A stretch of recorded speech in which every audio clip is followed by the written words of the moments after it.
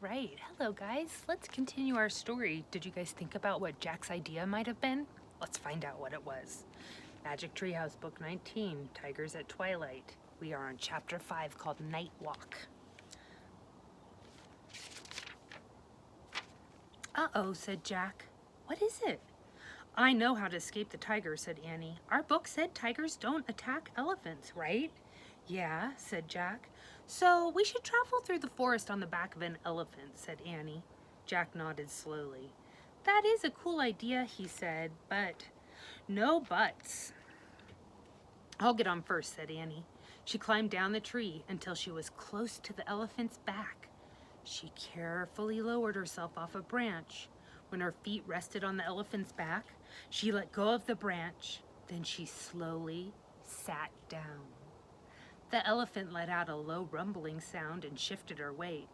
Don't worry, it's just me, Annie said softly.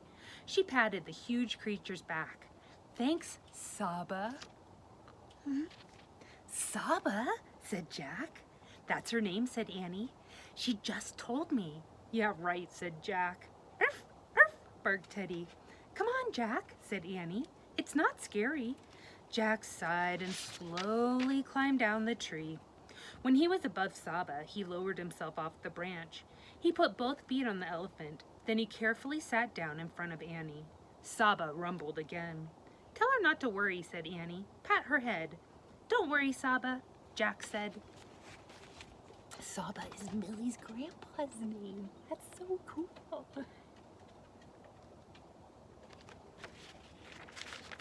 He patted the elephant's head. Her skin was rough and wrinkled. The elephant curled her trunk back and rested it on Jack's head. Hi, he said in a small voice. Saba flapped her ears. Ka and Ko swung to the ground in front of Saba. They chattered at her. She waved her trunk at them. The langurs began bounding through the forest. Saba followed them. The rest of the herd followed in line. Saba walked with a calm, rolling motion.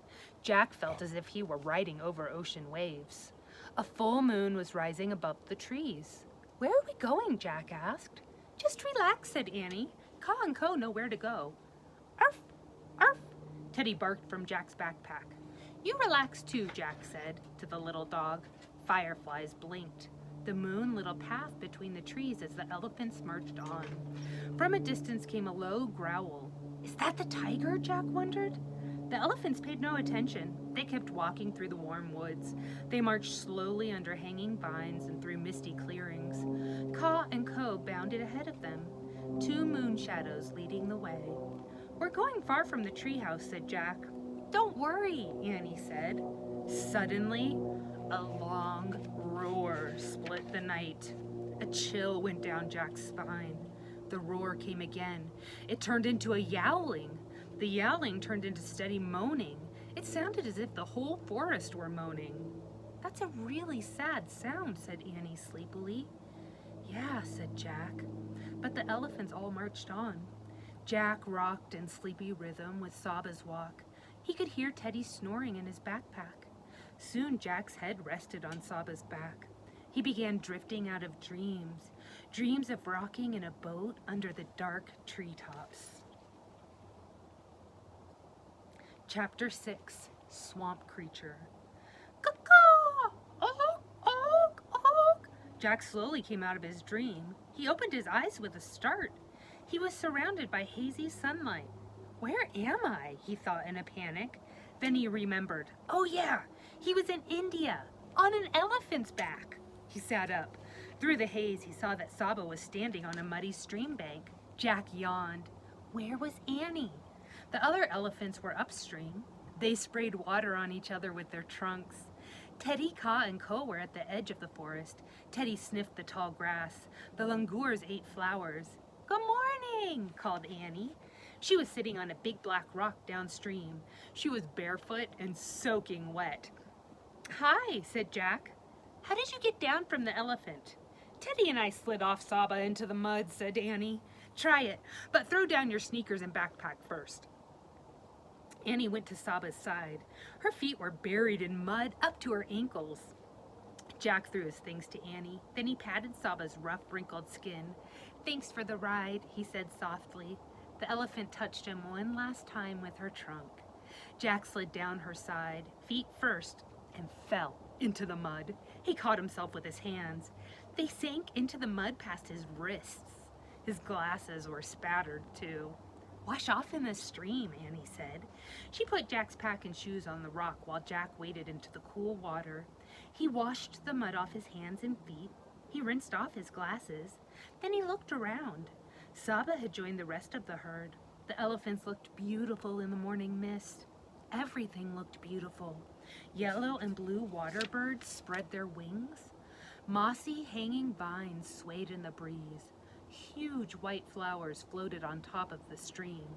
Then Jack saw a strange sight. It looked like a horn and two ears sticking out of the water. One ear flicked away a fly.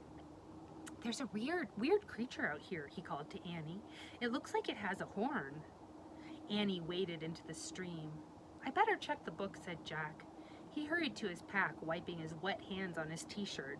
He pulled out the India book. There was a picture of a horn sticking out of the water. He read, "The one-horned rhinoceros, or rhino, washes in a forest stream. Rhinos are not usually dangerous, but because they do not see well, they sometimes charge at things by mistake. A loud noise will usually stop them." Jack felt sorry for the rhinos. Too bad animals can't wear glasses, he thought. Then he read more. The Indian rhino is a very endangered animal. This means that there are not many left. Jack started to take out his notebook. Just then a slurpy, sloshing sound came from the water. "Whoa," said Annie. Jack looked up. The rhino rose from the stream. He looked like an ancient swamp creature. "Oh man," said Jack. The rhino looked at Annie with his tiny eyes. Then he snorted and lowered his head. His horn pointed right at Annie. "Make a loud noise," Jack yelled. Annie clapped her hands and shouted, "We come in peace!" The rhino stopped. He grunted. Then he sank back into the water. Annie laughed. "Phew," said Jack.